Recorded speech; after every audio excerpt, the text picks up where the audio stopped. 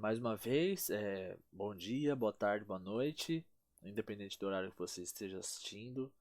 Essa é a segunda aula para a gente entender melhor a relação do mercantilismo, da escravidão e como a escravidão no Brasil foi um processo e no que ela desencadeou, né? Tanto no início da colonização, durante a colonização e as suas consequências depois dessa colonização, né? Foram as políticas adotadas pelo Brasil para lidar com esse problema que tem se arrastado até os dias de hoje. Bem, eu trouxe hoje a aula sobre os aspectos da escravidão no Brasil, que é o foco das nossas aulas, é o próprio Brasil. Eu vou trazer alguns. Claro que eu posso trazer algumas informações a mais, principalmente na próxima aula eu vou trazer um pouco do panorama mundial sobre a escravidão, mas essa aula é para trazer um pouco mais dos aspectos da escravidão no Brasil, para a gente entender o que estava acontecendo no nosso país, tá bom? É, Bem, muitos escritores, como o Caio Prado, que é bastante respeitado, entendem que esse período entre 1550 e 1888, que foi o período em que o Brasil sofreu com a escravidão, com o tráfico negreiro, com esse tipo de comércio, ele funcionou basicamente da mesma maneira. Então, claro que você tem os períodos, você tem as mudanças de governo, por exemplo, a gente tem o período pombalino, a gente tem várias revoltas, a gente tem várias leis, mudança nas fronteiras, mudança nos tratados, acordos, invasões, todo um panorama que muda o projeto de escravidão no Brasil, muda o produto, passa do pau-brasil para cana, aí passa para o café, passa para diversos produtos, entende? Além de diversos tipos de escravidão, como a mineração, a gente vai ver tudo isso mais para frente, mas, mas como esses mesmos historiadores, bem mais com bastante tempo de academia e eles defendem muito esse ponto, é o ponto que eu vou trazer hoje. Então hoje eu vou trazer os aspectos principais da escravidão no Brasil, tanto a indígena quanto a africana, como se deu essa troca, por que elas ocorreram.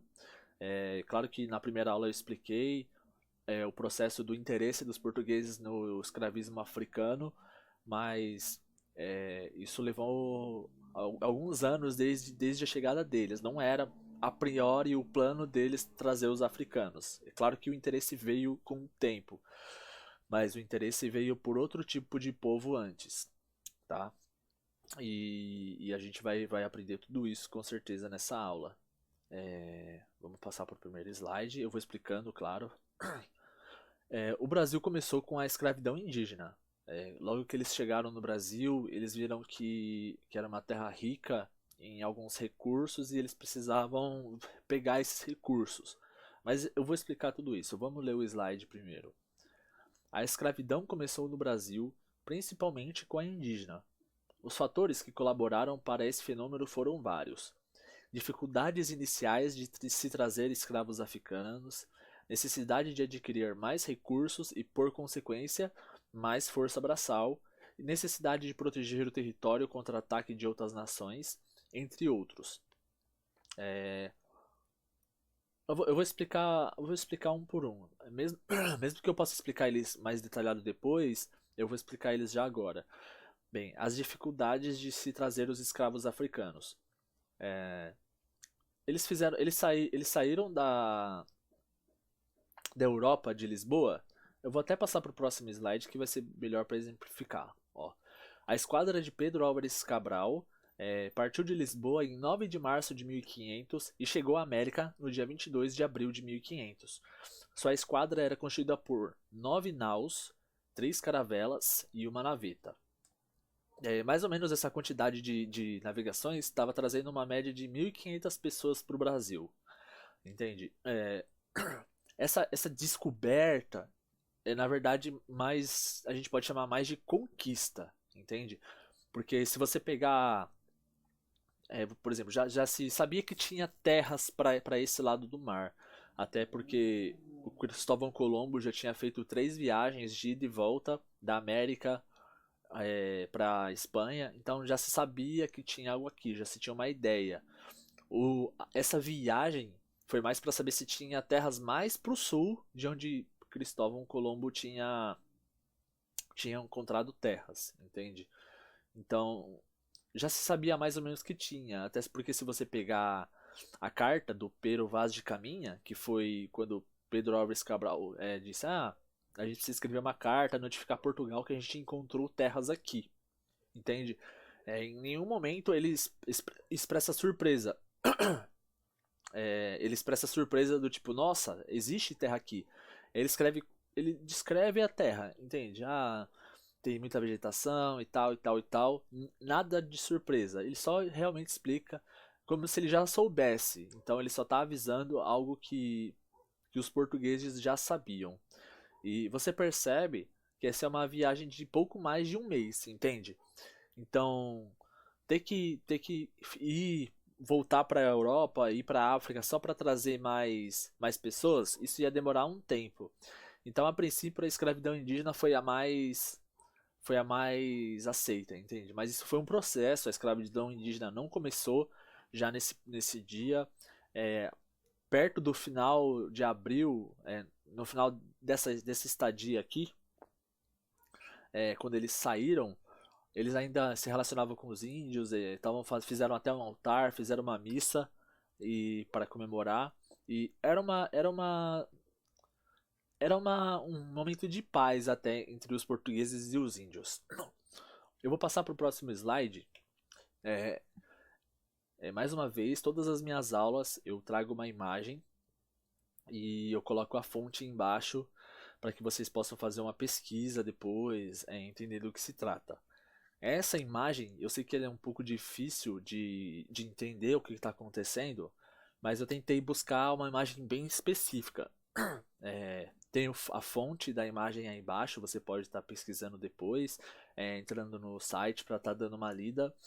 Essa imagem, acredita-se que é o mais próximo da caravela que os portugueses chegaram até o Brasil, tanto que ela está no Museu de Arte da América Latina. Então, se você entrar no site, você vai ver que ela é uma imagem legítima, é uma imagem original, e eu peguei ela justamente por causa disso. Ela é o mais próximo das caravelas que vieram para o Brasil em 1500. Ela é uma embarcação bem característica, é bem difícil de confundir, tá? Então, só para explicar a chegada deles até aqui, em que ponto que nós estamos. Eles chegaram em 1500, já tinham uma ideia de que tinham terras aqui, mas não sabiam o que tinha aqui. Eles sabiam que já tinha algumas pessoas morando aqui, que eles passaram a chamar de índios, porque eles queriam chegar até as Índias e acabaram chegando aqui, e acabaram nomeando aquelas pessoas de índios, entende? Daí que vem o nome. Mas nós até agora estamos nesse ponto, a chegada dos portugueses. Escravidão indígena. A escravidão no Brasil se inicia a partir dos anos de 1530, após o início da adoção das capitanias hereditárias. O que foram as capitanias hereditárias? O território brasileiro foi dividido em 15 faixas de terra com 14 capitanias. A principal função dessas capitanias era se desenvolver e prosperar. O que aconteceu? Em 1494, Portugal assinou junto com a Espanha um documento chamado Tratado de Tordesilhas.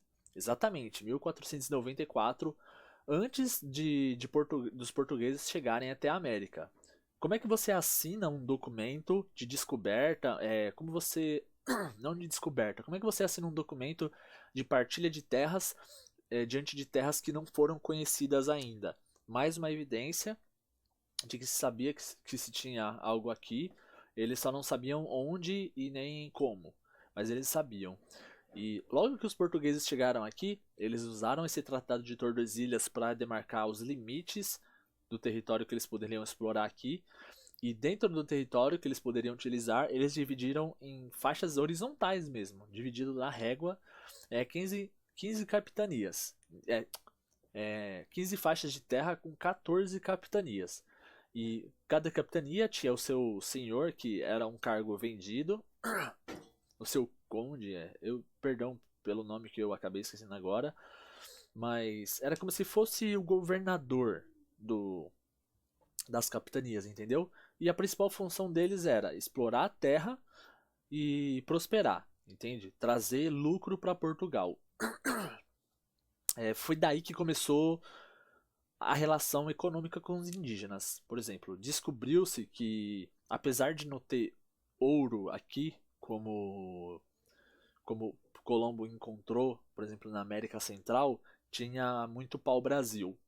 O pau-brasil foi a planta originária que deu o nome do nosso país, o Brasil.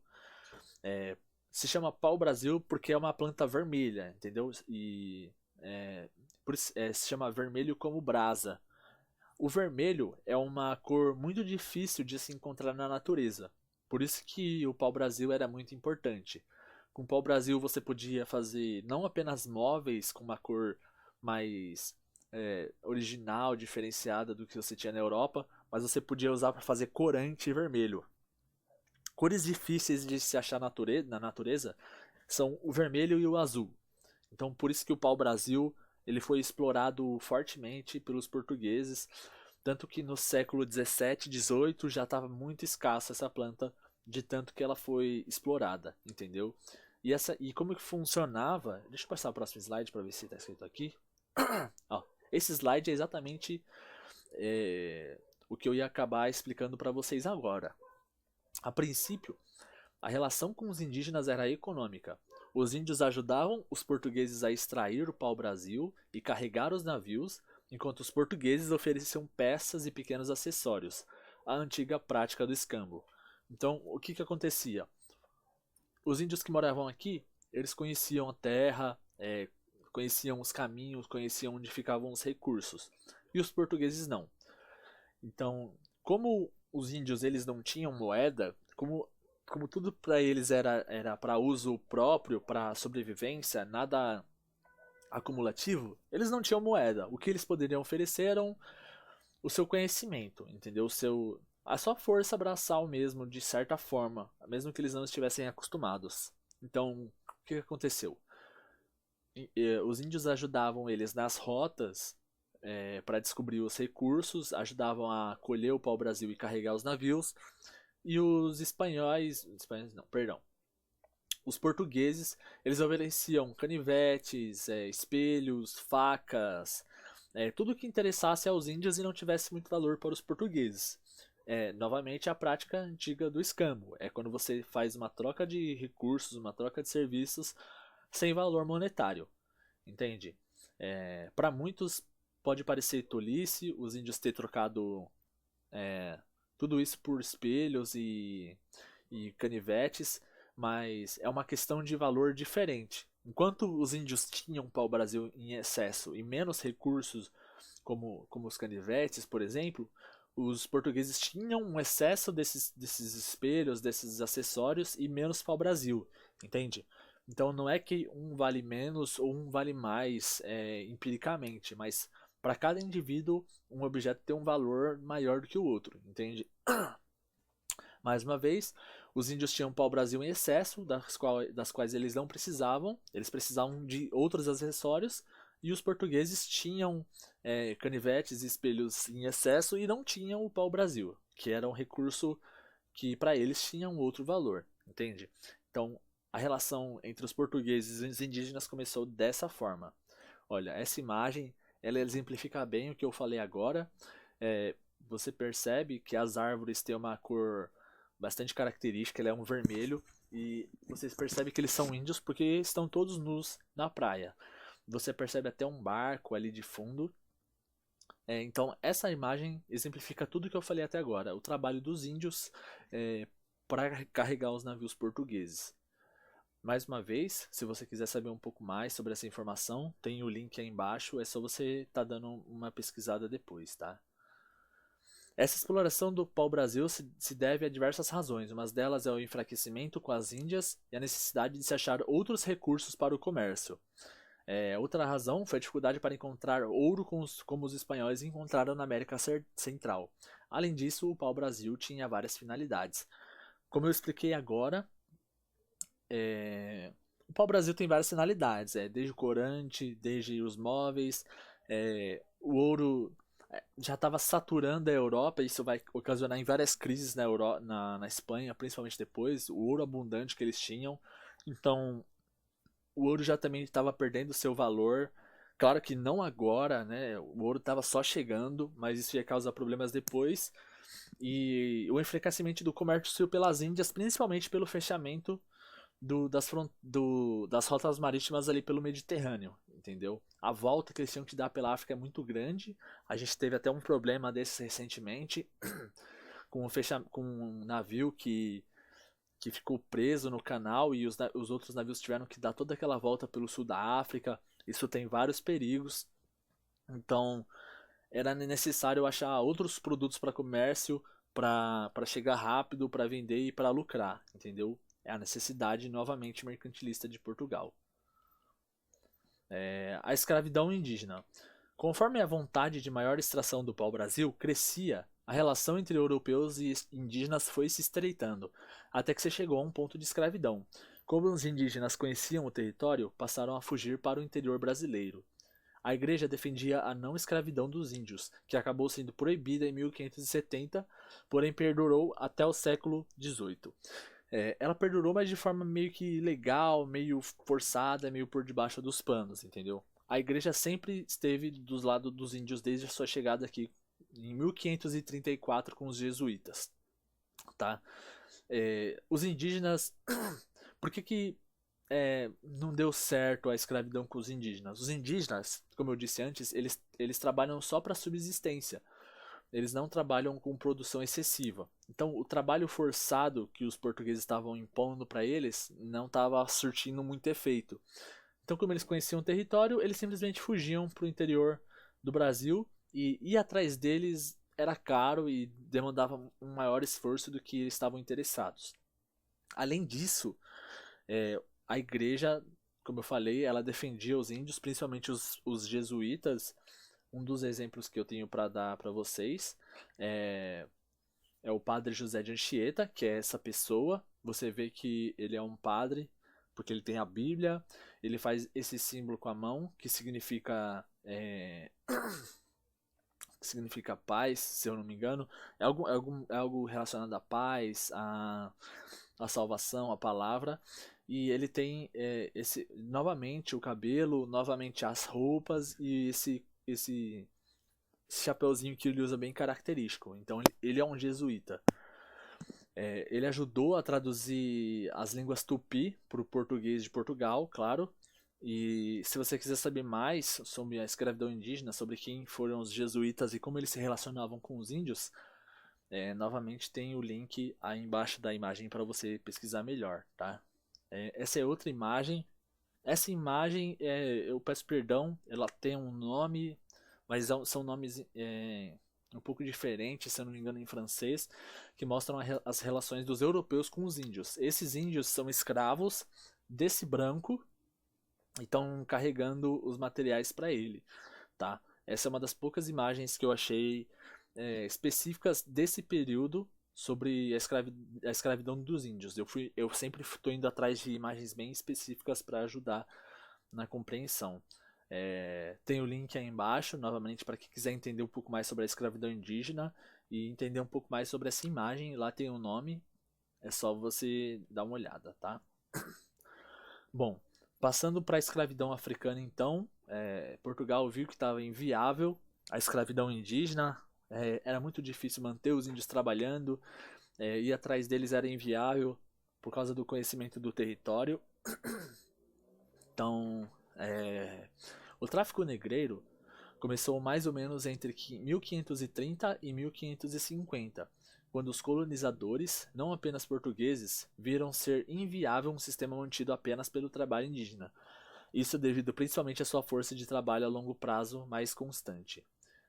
Então, eles perceberam de cara que os escravos africanos, eles tinham uma resistência para o trabalho bem maior que os indígenas. Não que eles estivessem mais habituados a um trabalho forçado, entende? Mas que os indígenas não estavam acostumados a um trabalho longo.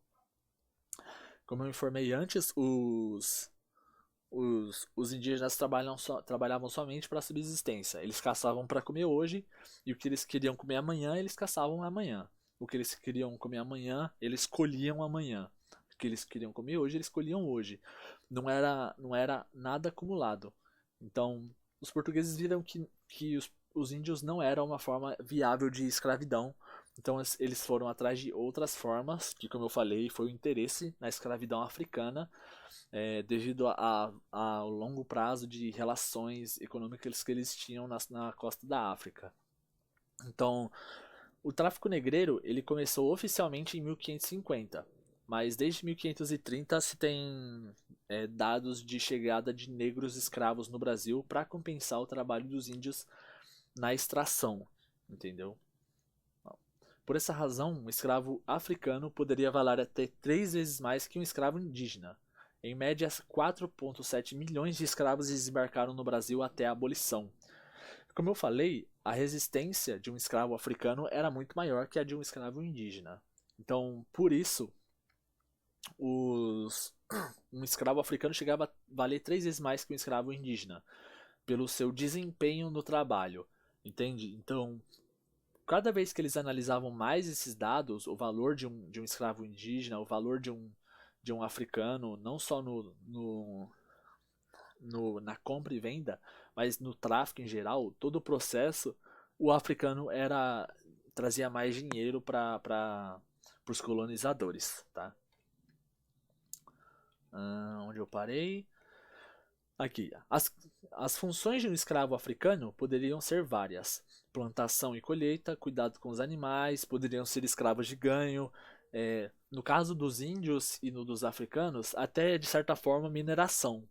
Eles já perceberam que era muito difícil achar o ouro aqui na América do Sul, os metais preciosos, mas tinha uma mineração, tinha mineração tanto nos africanos quanto nos indígenas.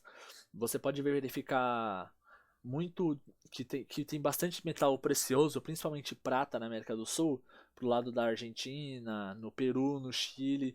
Claro que lá era um outro tipo de processo, era um outro tipo de trabalho forçado, era chamado de mita, mas como a gente está na história do Brasil, infelizmente eu não posso alongar muito esses assuntos, tá?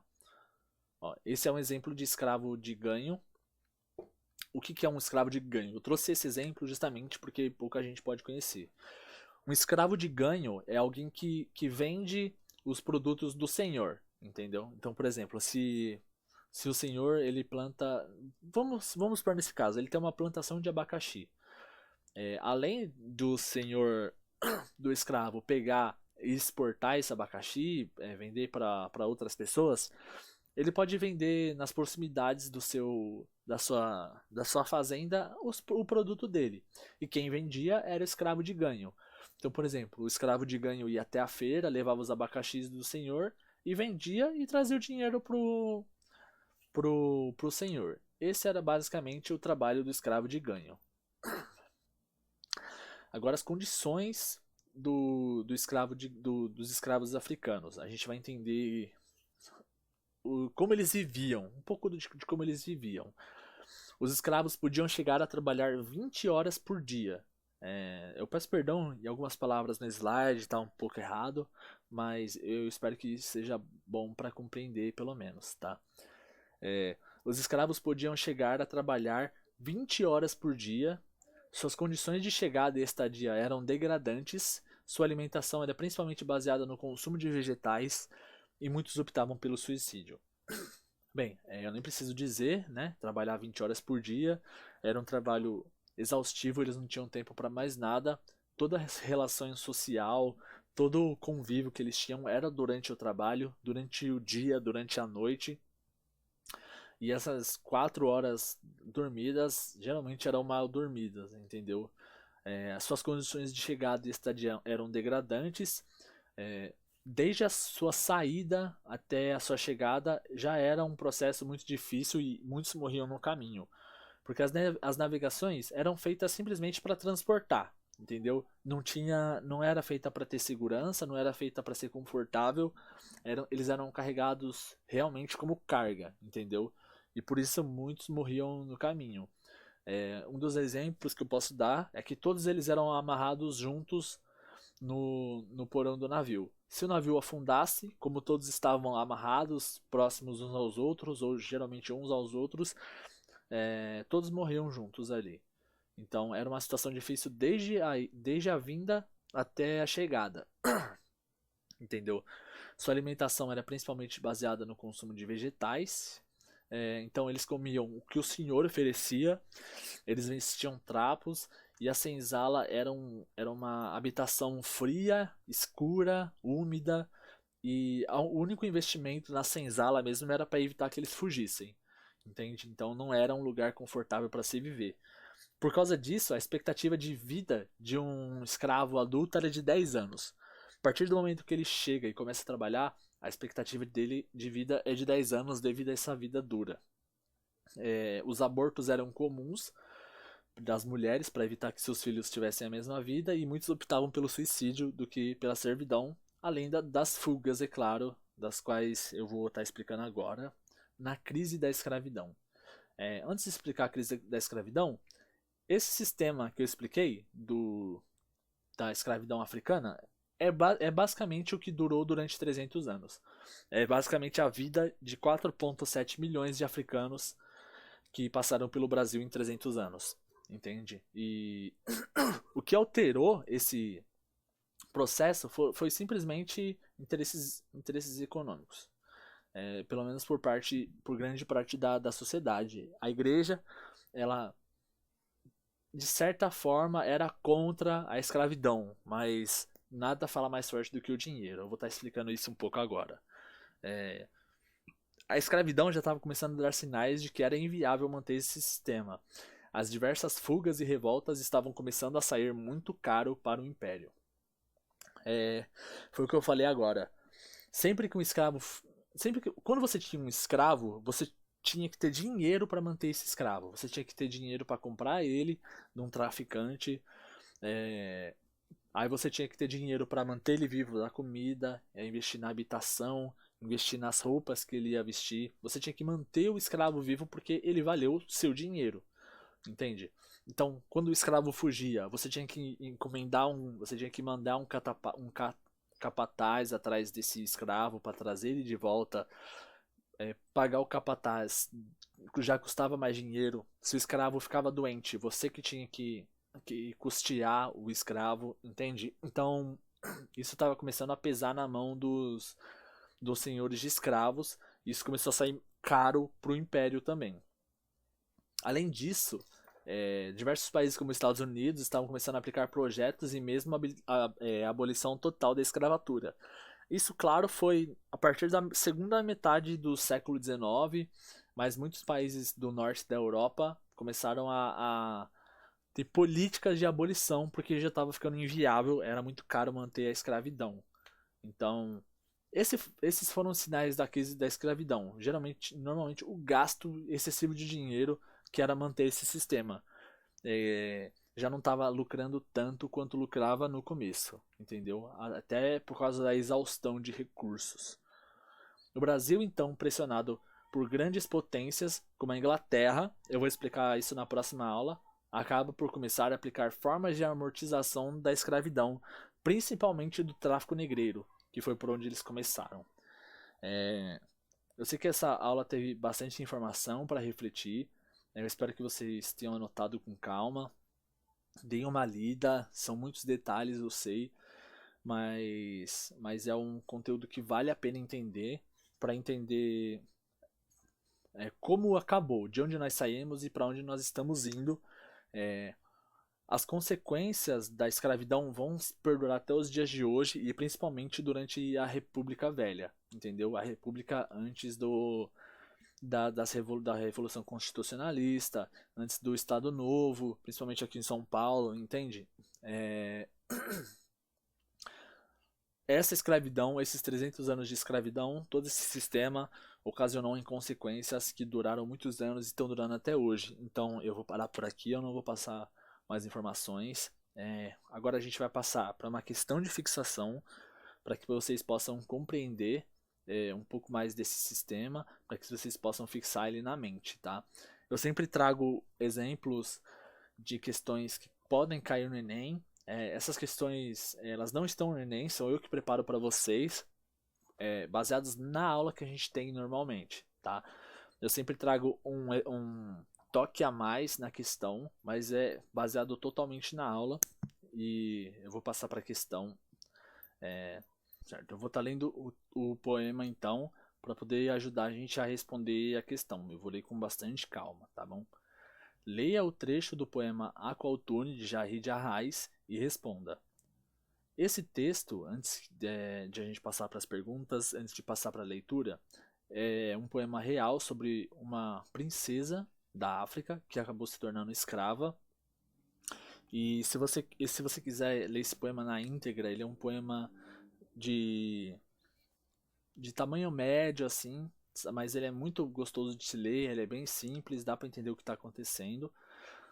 A fonte desse poema tá aí embaixo, nesse link você pode entrar e ler o poema na íntegra, mas vamos ler com calma para gente conseguir responder a questão. O seu pai foi derrotado e vendido como escravos. Foi seu reino humilhado, mais de 10.000 lutadores também foram enjaulados. A Aqualtune foi vendida, em escrava transformada, foi levada para um porto, onde foi então trocada, por moeda por dinheiro, pruma a vida aprisionada. Novamente, esse texto se refere a uma princesa da África que houve uma guerra e ela acabou sendo vendida como escrava e trazida para a América. Então, vamos passar para a questão. Eu vou explicar novamente. Logo depois que eu li as alternativas, eu vou explicar novamente como funciona uma questão do Enem, tá? Baseado nos conhecimentos a respeito do tráfico de escravos, assine a alternativa correta que explica o porquê dos portugueses investirem na escravidão africana, tá? Novamente, a questão está perguntando qual foi o porquê dos portugueses investirem na escravidão africana. Os índios colaboravam com a exploração brasileira e não fugiam. Alternativa B. A escravidão africana deu prejuízo desde a sua formação. Alternativa C. A escravidão africana previa lucro de todas as formas, desde a exploração territorial nos investimentos e vendas de peças. Alternativa D. A escravidão indígena era mais viável, pois os índios eram abundantes, portanto inviável negociar escravos africanos. Ou alternativa E. Nenhuma das alternativas está correta. Só para poder explicar para vocês, que está escrito ali venda de peças, quando você fala em peças, principalmente nesse tema da escravidão, documentos sobre a escravidão, sobre tráfico negreiro, peças são os escravos, entendeu? Antes de passar para o gabarito, eu vou explicar novamente como funciona a escravidão, como funciona a questão do Enem, tá? Uma questão do Enem. Eles têm um título para te incentivar a ler a questão, e aí ele vai te apresentar um texto base. Esse texto base pode ser um texto verbal ou um texto não verbal, uma imagem no caso, ou um texto híbrido no caso das charges, dos desenhos com um texto geralmente inserido, tá?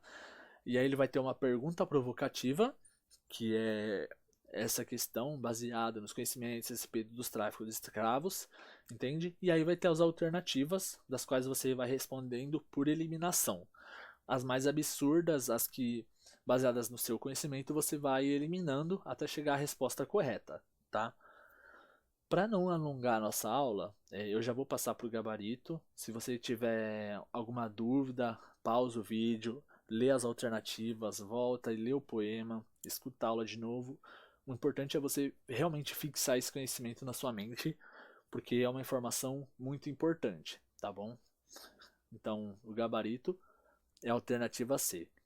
A escravidão africana previa lucro de todas as formas, desde a exploração territorial nos investimentos e vendas de peças. Os escravos africanos tinham alto valor agregado, havia grande disponibilidade, além de que todos os investimentos necessários desde o transporte eram de grande lucro, principalmente para os traficantes.